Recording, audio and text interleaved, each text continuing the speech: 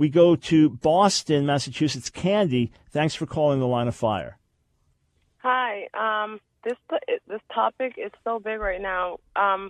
Just thinking about women's shelters, we make it a big deal to separate men and women, but now we're allowing men, even if they're dressed as men and look like men, to sleep in women's shelters in the women's dorms just because they identify as female. We're fighting so much. Sorry? No, okay. Candy, are you involved with women's shelters? I am, yeah. Oh, okay. So you're saying now in Massachusetts, if a man comes in even dressed as a man and says, I identify as a woman, you're required to let him stay with the women in the women's dorm. shelter? In the dorm? Yeah. So to sleep where they sleep and to use the same bathrooms and showers? And... Yes, and even if the women, they've brought up so many issues and they're uncomfortable with the situation, it's not heard because legally we can't deny that person a bed.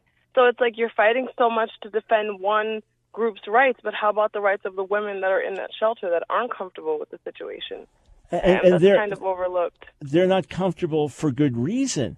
It's not like you got a bunch of white women and say, we don't like blacks, or you got a bunch of blacks who say, we don't like Asians. No, you're talking about a women's shelter for women. They have enough issues. They have enough to overcome. They've probably been abused enough to now let a biological male in there. Okay, number one, how can you distinguish the genuinely confused man who thinks he's a woman from the sexual predator or from the voyeur who just wants to go in there and check out the ladies, or maybe, they're easy pickings. They've already been abused. I mean, it's absolute madness.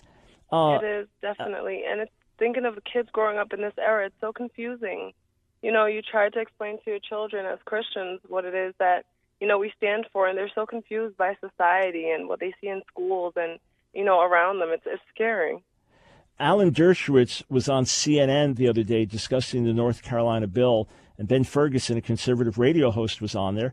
And Ben Ferguson was just saying, look, the men don't go into the ladies' rooms. It's pretty simple. And Alan Dershowitz is, he's a brilliant lawyer and Harvard professor. Well, it's not so simple. Oh, so all the hospitals, they should, when the baby's born, it's a boy, it's a girl, or the ultrasound, it's a boy, it's a girl. We should say, we have no idea.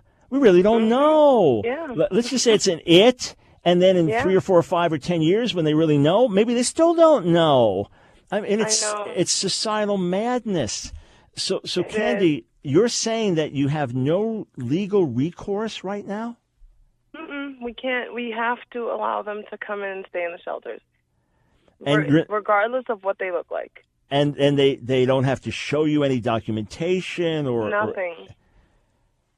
As long as they say, I feel I'm a female and I need a bed, you have to allow them in.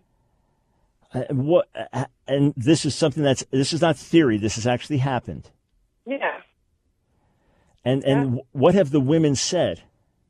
Well, the women definitely, come down and they complain and they, express their feelings. But then all you could say to them is, there's nothing really we can do legally. We cannot tell that person that they can't sleep there. Extraordinary. A woman's shelter. That's why you have a men's shelter and a woman's shelter. And you know what's the most wild thing of all, Candy? Let's just say that someone had money and resources and said, you know what? I'm going to have a transgender shelter for those who identify as transgender. Yeah. There'd be an outcry. No, that's transphobic. And they really are women, and they should be able to use. I mean, that's what would happen. Definitely. And you know what? That would make more sense because that way you can be comfortable wherever you are instead of making people around you uncomfortable. You know what? If they want to fight for, their comfort and being accepted, but then we also have to think of the other people that aren't okay with it and are uncomfortable because now we're making other people not feel safe.